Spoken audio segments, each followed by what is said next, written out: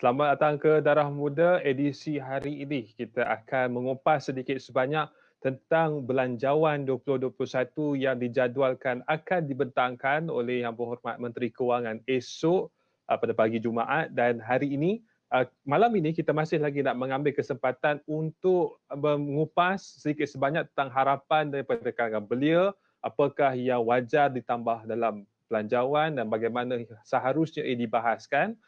Elemen-elemen penting dalam belanjawan kerana dalam Dewan Rakyat kita ada masa sebulan sehinggalah ke hujung Disember untuk membahaskan belanjawan bagi setiap kementerian dan agensi-agensi kerajaan, dan seterusnya akan cuba untuk mengecapi visi dan juga misi utama bagi tahun 2021, iaitu untuk memulihkan kembali ekonomi negara, dan yang keduanya ialah untuk kita bangkit kembali selepas daripada pandemik COVID-19 ini. Dan ketika ini bersama dengan saya dua orang tetamu yang akan berkongsi pandangan mereka, dua-dua merupakan orang muda. Pertamanya bersama dengan saya Tuan Amar Atan, merupakan pegawai advokasi kanan Institut Kajian Dasar dan Pembangunan Polisi IRDP, dan saudari Suzy Dahlan, merupakan sebelum ini tetamu Darah Muda juga, merupakan seorang usahawan dan juga freelance coach dan juga konten strategis. So, saya nak mulakan dulu dengan saudara Amar, kerana dalam pernyataan saudara yang diterbitkan oleh The Malaysian Insight pada Ogos baru-baru ini, nyatakan bahawa kita perlukan kepada ethnic based policy untuk kita membangunkan ekonomi negara dan untuk menyelesaikan masalah COVID-19 ini, memandangkan yang terjejas itu mengikut kaum, kemiskinan dan inequality itu berlaku dengan sangat drastik dan sangat besar pada tahun ini. Jadi mungkin boleh komen di awal ini, adakah itu polisi kehadapan? Bukan lagi polisi berdasarkan need base, ada dua pertentangan di situ. Silakan. Baik, terima kasih saudara Irfan. Terima kasih juga kepada Bernama TV. Yang saya hormati saudara panelis yang lain. Saudari panelis, isu yang dibangkitkan itu ialah temu bual apabila dibangkitkan tentang household income survey, yang mana kita menilai apabila kita tengok setiap kedudukan dari segi Gini coefficient ataupun jurang pendapatan mengikut kaum itu masih lagi tebal, bukan sekadar dari segi kaum tapi intra kaum, which is kaum Melayu, Cina, India dan lain-lain, itu masih lagi agak tinggi berbanding dengan sebelumnya. Dan in fact kalau kita tengok kedudukan Gini coefficient atau gap pendapatan kaum Melayu itu sedikit banyak baik, tetapi bagi kaum India dan Cina itu semakin teruk. So ini menunjukkan bahawa keperluan ekonomi ataupun polisi itu berdasarkan keperluan kaum itu masih diperlukan.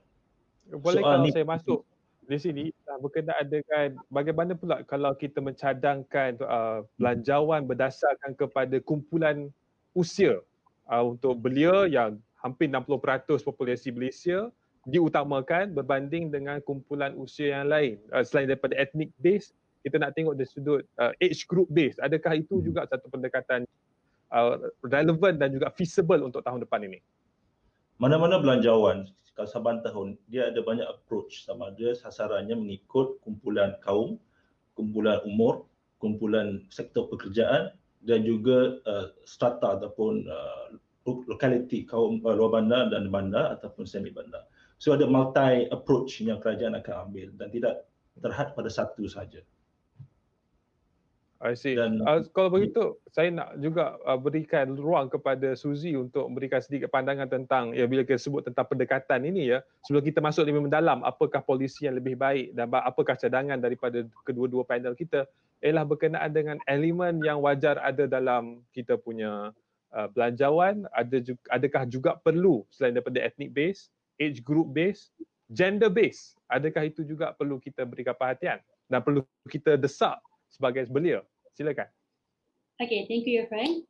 Untuk pendapat Suzy, di mana kita harus fokus kepada kesejahteraan rakyat dan juga kita nak tahan kita punya ekonomi. Di mana kalau kita perasan Irfan, memang sekarang sebagai saya anak muda, kita akan merasakan kerisauan di mana sekarang ramai pengangguran, ramai yang kena buang kerja. So apa yang saya boleh fokuskan adalah kita akan bahagikan mengikut age. Di mana kita akan adakan perbezaan dari segi kanak-kanak, akan ada perbezaan dari segi mahasiswa profesional dan juga dewasa.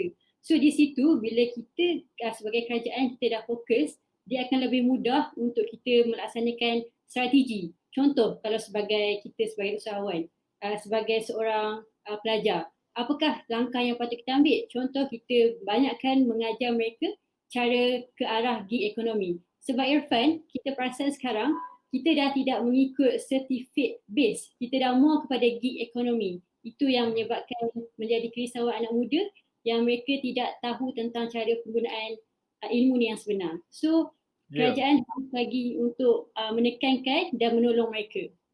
Okey. Saya nak tanya satu soalan yang sama kepada Suzy dan juga kepada Amar, tapi saya nak mulakan ke Suzy dulu. Apakah tuntutan utama yang Suzy nak berikan dan maklumkan kepada pihak kerajaan dan juga kepada wakil-wakil rakyat yang akan mewakili kita dalam Dewan Rakyat itu?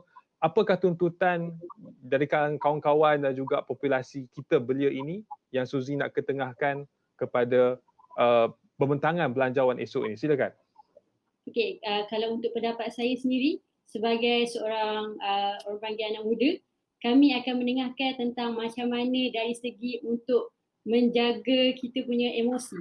Sebab apa yang saya perasan, sehebat mana pun kita, kalau mungkin contoh kalau sebagai seorang belia, kita hebat dalam pelajaran, tapi kalau kita tak ada cara untuk mengawal critical thinking kita, mengawal emosi kita, kita tetap akan jatuh. Sekarang adalah zaman digital di mana kita dekat dengan teknologi.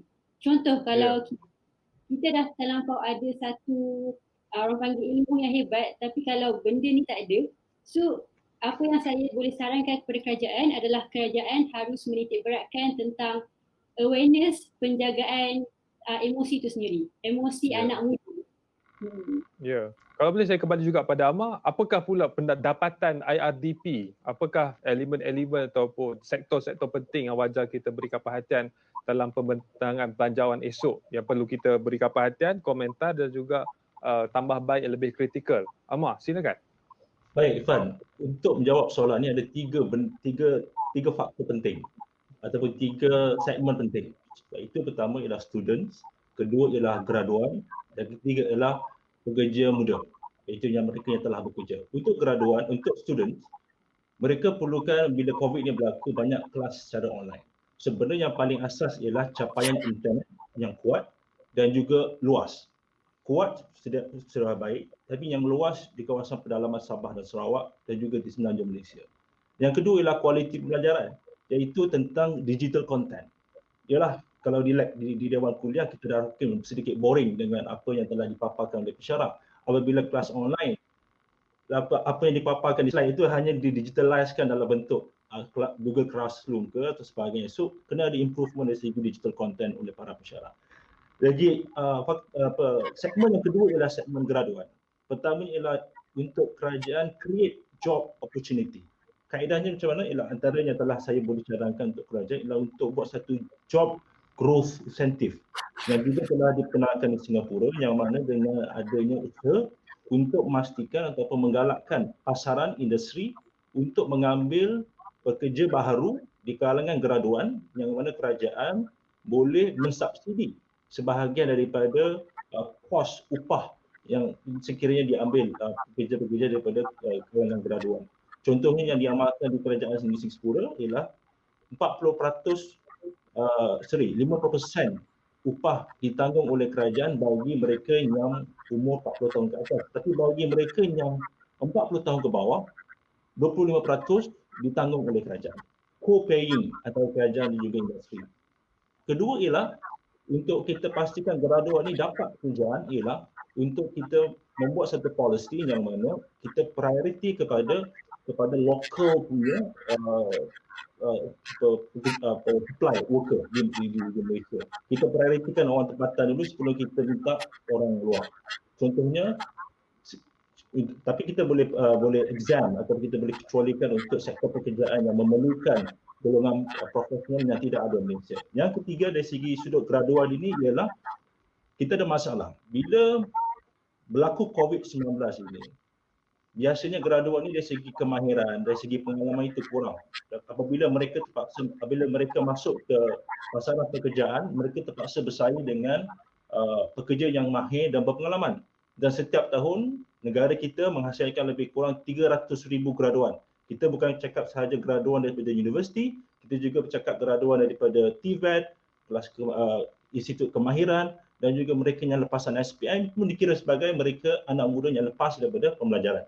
So apa yang kita perlu buat ialah kita perlu upskill dan reskill, dan juga dalam aspek ini perlu bagi allowance sebab mereka tidak ada lagi pendedahan, pengalaman, kemahiran seperti mana mereka yang ada di dalam industri lebih lama. So kerajaan perlu ada satu platform. Saya rasa kerajaan dah ada banyak platform, antaranya HRDF, SUKSU, SME Corp, MARA, Protege. Kita perlu pastikan agensi yang telah diwujudkan ini benar-benar memfokuskan kepada generasi muda yang kurang kemahiran dan kurang pengalaman untuk dibantu dari segi kualiti mereka itu separa dengan mereka yang telah lama bekerja. Because sekarang ni banyak company potong pekerja, potong cost. So kita nak pastikan mereka ni mampu masuk ke dalam pasaran. Itu yang ketiga bagi segmen graduan. Yang ketiga ialah job creation. Instead of kerajaan galakkan industri untuk ambil pekerja, kita juga perlu incentivize golongan muda untuk fikirkan, untuk cari buat pekerjaan sendiri. Antaranya ialah dengan seed funding dan juga dengan microfinancing. Seed funding ialah kita cari talent-talent anak muda yang mungkin ada idea tapi tak ada pengalaman berbisnes, tapi tidak ada modal. So seed funding ini dengan tujuan untuk kita bantu anak muda ada idea. Lagi-lagi bila sekarang ini industri telah berubah. Kita telah masuk ke fasa revolusi industri revolusi yang keempat.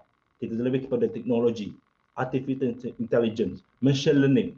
So kerajaan perlu fokuskan anak muda pada hari ini ke arah tech, bukan lagi typical business. Yang sekarang ni kalau kita tengok yang banyak terkesan ialah industri-industri yang terpaksa ada physical activity. Tapi industri online dan tech ini masih lagi lompang yang besar. Saya memang sengaja memberikan ruang kepada Amar untuk mentangkan tiga sektor yang utama tadi. Tapi saya nak masuk kepada persoalan yang seterusnya. Masih pada Amar tapi sedikit, saya tak masih mungkin sedikit nakal sebab kena memahami latar belakang IRDP. Kebanyakan apa yang disebut oleh Amar itu sebenarnya sudah pun dilaksanakan oleh Kerajaan Perikatan Nasional. Tapi saya tidak perlukan komentar tentang itu. Cuma saya menentukan sedikit dari komentar berkenaan dengan bila sebut tentang perlu memberikan menambah peluang pekerjaan, memberikan subsidi, menanggung membelanjakan lebih banyak wang.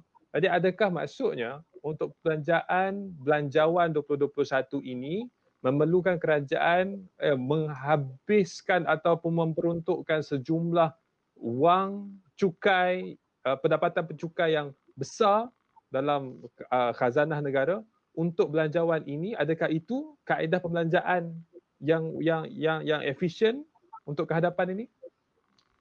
Baik, Malaysia dalam keadaan krisis ekonomi.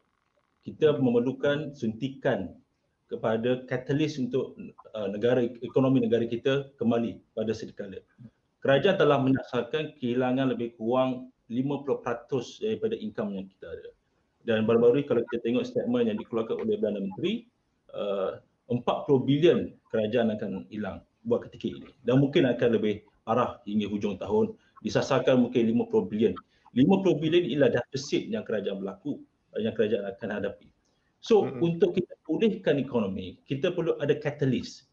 Catalyst ni itulah sama ada datang daripada consumption rate ataupun government punya expenditure ataupun investment punya pemasukan. So untuk peranan kerajaan punya policy mestilah berbentuk expansionary budget. Kerajaan atau pembelanjaan yang berkembang. Sebab dalam krisis ini kita kena inject sebanyak yang boleh dan semampunya boleh. Tapi yang saya yakin pada bajet kali ini kerajaan akan sampai ceiling 60% ceiling debt to GDP. So untuk kerajaan pastikan untuk bekerja lebih dengan keluarkan sukuk dan sebagainya, mereka perlu naikkan ceiling lebih daripada 60%. Memang krisis kena berbelanja. I see. Jadi perlu berbelanja. Jadi saya ajukan juga soalan kepada Suzy tentang bagaimana harus kita belanja untuk pembangunan belia. Adakah seperti sedia kala yang ada di bawah penjana, yang ada di bawah inisiatif-inisiatif yang dah dilaksanakan oleh pihak kerajaan 3 bulan, 6 bulan ke belakang ini, adakah perlu belanja lebih untuk latihan, belanja lebih untuk insentif one-off, ataupun ada kaedah lain yang Suzy ingin lontarkan dalam soal membelanjakan peruntukan yang akan diberikan pada setiap kementerian? Silakan. Okay, thank you, Irfan. apa yang saya boleh cadangkan, di mana sangat bagus apa yang kerajaan telah berikan kepada rakyat, di mana ada yang mengikut B40, T40 kan. So di situ memang bagus untuk yang menerima sebagai satu hikmah.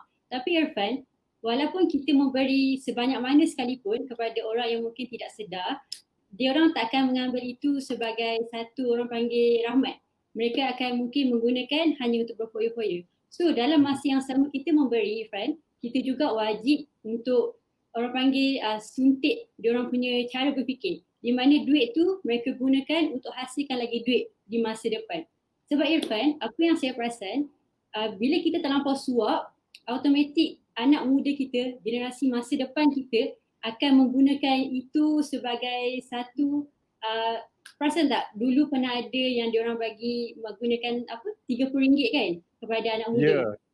Yes. Tasenggo. Dalam Twitter Irfan, ramai gila komen. Cakaplah RM30 je, mana cukup? Ni sehari dah boleh habis. Nampak tak mentaliti anak remaja kita sekarang betapa manjanya? Saya tak cakap semua, tapi itulah hakikat sedang berlaku di luar sana. Dalam masa yang sama kerajaan nak memberi bagus, sangat bagus. Tapi harus ada orang panggil kita wujudkan satu kesedaran ataupun mungkin boleh adakan program. Kita boleh start daripada universiti ataupun bermula daripada kita punya komuniti sendiri kan. Kita akan ada adun-adun kawasan. Kita boleh wujudkan dalam komuniti itu sendiri, hidupkan anak muda yang kuat dari segi mental dan juga fizikal. Macam mana nak melahirkan lagi ramai anak muda yang matang di masa hadapan. Itu pendapat saya.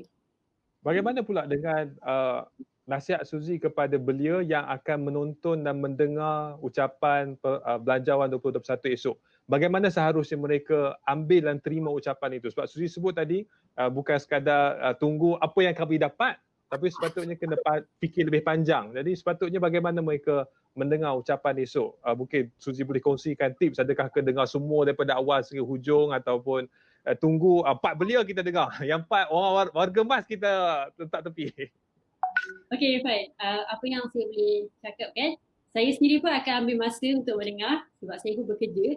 Jadi apa yang boleh kita buat adalah sekarang ni kita di fasa krisis. Sepatutnya anak muda dah mula sedar apakah yang Allah sedang memberi hikmah kepada kita. Oleh itu bila dengar tentang belanjawan, kita dah boleh fikir tentang apa yang akan berlaku dalam masa 5 tahun, 10 tahun. Dari situ kita bukan sahaja dah boleh prepare, kita bukan sahaja mendengar tentang apakah belanjawan negara sedang susun untuk kita, tapi bagaimanakah kita nak menyusun belanjawan diri kita sendiri sebagai anak muda yang bakal memimpin negara pada masa hadapan. Itu adalah benda yang paling penting. So di sebalik kita mendengarkan apa yang kita akan dapat, apa usaha kerajaan nak bagi panggil allowance kepada pelajar praktikal. Ada sampai sekarang mereka mempersoalkan. Tapi adakah cukup skill yang mereka belajar di universiti itu membolehkan company untuk membayar mereka? Itu adalah benda yang harus kita sebagai orang panggil kerajaan harus tekankan kepada pelajar. Apa yang saya nak tekan Irfan dekat sini, apa yang saya perasan lah, tak semua universiti, tapi kita masih lagi di fasa kita belajar ilmu yang tidak ke depan. Di mana saya panggil ilmu yang masih teori lama, tidak ke arah digital. Walaupun saya sendiri sebagai pelajar marketing, tapi saya tak ada pun belajar benda-benda yang teknikal, masih lagi teori dalam buku saja. Itu yang menjadi kerisauan.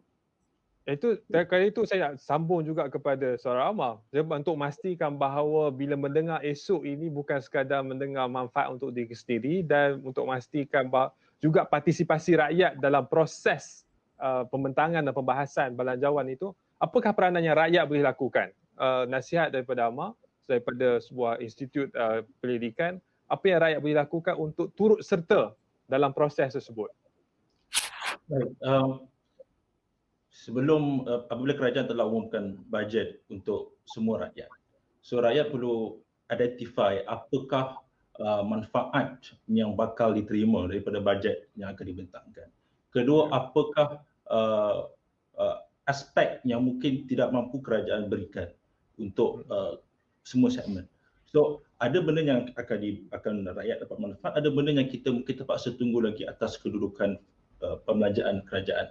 So macam apa yang Suzy sebut tadi, rakyat perlu ingat sekarang ni kita dalam fasa krisis. Perbelanjaan itu perlu bersifat dalam krisis jugalah. Bila kita tak berduit, kita jangan belanja seperti mana sedia kala.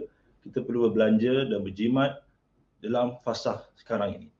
Tapi pada masa yang sama, walaupun kerajaan telah bentangkan bajet pada Jumaat ini, tapi proses untuk meluluskan bajet itu makan berminggu-minggu ya, sebab kalau kita tengok dia akan bergantung pada setiap kementerian, dan kementerian untuk Kabinet Malaysia ada dalam lebih kurang 30 lebih tak silap saya. 30 lebih ini akan makan masa hampir sebulan. So, setiap persidangan, setiap perbahasan itu akan ada juga berlaku adjustment sekiranya tidak diluluskan untuk di counter. So peranan rakyat antaranya ialah selain daripada kita punya ambil peranan berjimat dan memahami bajet yang dibentangkan, juga ialah untuk rakyat memberi pandangan tentang apa yang sepatutnya bajet kali ini perlu ada. Mungkin kekurangan itu perlu disuarakan. Because kerajaan pun ada satu software untuk mendengar suara-suara rakyat di media sosial, ada algoritma dan sebagainya untuk dia apa sih, rupanya dalam bajet kali ini mungkin kita terlepas pandang. So boleh dibalik kita repair semula. Ya, kalau esok ini ada pihak yang menantikan perkara lain, mereka tak dengar tentang belanjawan, tapi mereka nak melihat sejauh manakah kerajaan boleh berdiri tanpa ada ya, pertentangan daripada pihak pembangkang. So bukan belanjawan yang menjadi fokus, tapi soal kedudukan kerajaan. Jadi apakah komen Amar tentang perkara itu? Sebab dia melihat bahawa esok juga merupakan salah satu cubaan untuk membuktikan tidak percaya kepada kerajaan, yang saya yakin bahawa ketika ini seperti yang sebut di dulu panel, waktu krisis sepatutnya kita ada fokus benda lain, tapi perkara itu real. Apa komen? Esok ni hanya sekadar pembentangan. Tidak ada setuju ataupun tak setuju. Sekadar hanya pembentangan. Pembentangan tu akan dibuat lama lagi. Sokong tak sokong tu akan berlaku lama lagi setelah semua kementerian membentangkan secara terperinci dari peringkat dasar. Okey, di peringkat dasar kementerian akan respon dan akan diluluskan dan pergi ke peringkat dasar, peringkat jawatankuasa untuk lebih terperinci. Dan kalaulah let's say sekiranya pembangkang tidak menyokong belanjawan yang dibentangkan oleh kerajaan, so kita perlu lihat apa atas apa alasan mereka untuk tidak menyokong. So memang lumrah pembangkang kerjanya membangkang, iaitu untuk jadi check and balance kepada kerajaan. So mungkin belanjawan yang ada pada hari ini mungkin tidak menepati kehendak bagi pandangan mereka perlu ada dalam belanjawan kali ini. So memang peranan sebagai seorang parlimen pembangkang untuk menjadi check and balance. So tapi kita yakin dua-dua pihak telah menyatakan pendirian. Barisan Nasional telah menyatakan pendirian, Pakatan Harapan telah menyatakan pendirian, dan juga Perikatan Nasional juga telah memberi ruang engagement kepada semua parti dalam kedua pihak untuk memberikan pandangan dan sebagainya. Dan in fact, Pakatan Harapan pun telah sebutkan semalam bahawa mereka akan menyokong sekiranya belanjawan kali ini benar-benar mampu membantu rakyat dan juga mencakupi semua aspek rakyat. So, yang penting bagi kita ialah kita nakkan yang terbaik untuk rakyat. Jadi yang terakhir ini Suzy, mungkin harapan terakhir tentang belanjawan ini, apakah yang ingin Suzy dambakan daripada pembentangan dan juga perbahasan sepanjang 2 bulan ke hadapan ini? Silakan.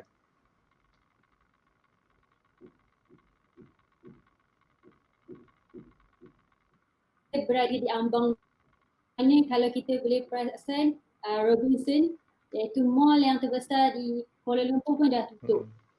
Ifan nampakkan dekat situ, di mana kita dah ke arah digital. Sekarang ni kalau bagi orang panggil anak muda yang dah bermula bermain dengan e-commerce, mereka dah boleh buat duit daripada rumah saja, Irfan. Tak perlu pun nak buka kedai dekat mall, dah boleh dapatkan duit. So kerajaan harus melihat ini sebagai satu titik untuk mula mendidik anak muda dalam proses pelajaran tu, dalam proses sekarang kita tengah belajar online learning, harus dah kita tekankan, kerajaan dah harus fikir ke depan, apa yang akan berlaku ke hadapan. Bukan lagi macam sekarang krisis, kita bagi duit, bagi je, bukan. Kita dah mula mendidik cara mereka berfikir. Sebab apa saya cakap emosi sangat penting tadi, Irfan, kita dah berada dalam dunia digital. Mereka melihat apa yang sedang berlaku di dunia dengan menggunakan jari sahaja, Irfan.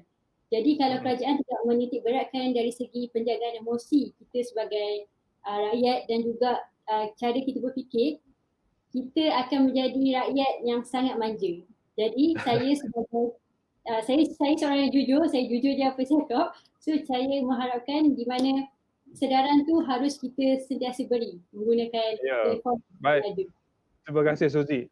Amar, mungkin terakhir ni dalam masa 60 saat, apakah harapan terakhir atau pesanan untuk rakyat dan juga kepada pembentang esok Yang Maha Menteri? Silakan.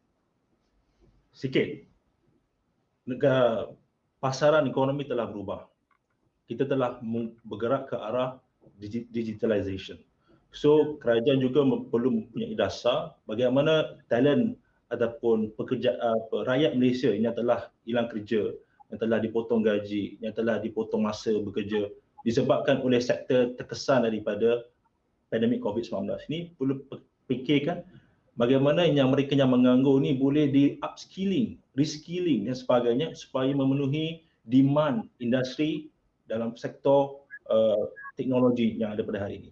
Dan kita harapkan pembentangan esok ni pembentangan yang boleh mencakupi semua aspek dan juga pembentangan yang mampu melonjak pertumbuhan ekonomi negara, dan pada masa yang sama dari segi sudut politik saya harapkan kerajaan mampu untuk menggarap apa yang telah dibincangkan bersama oleh semua segmen parti politik di Malaysia. Kita harapkan lulus bajet, ekonomi kita akan berkembang dan kita harapkan Malaysia akan lebih aman dengan kestabilan politik yang lebih baik. Terima kasih. Ya, terima kasih kepada Suzy Dahlan dan juga Amar Tan kerana bersama dengan kita di Darah Muda berkongsikan perspektif masing-masing berkenaan dengan Belanjawan 2021 di ambang pembentangan yang akan berlangsung esok.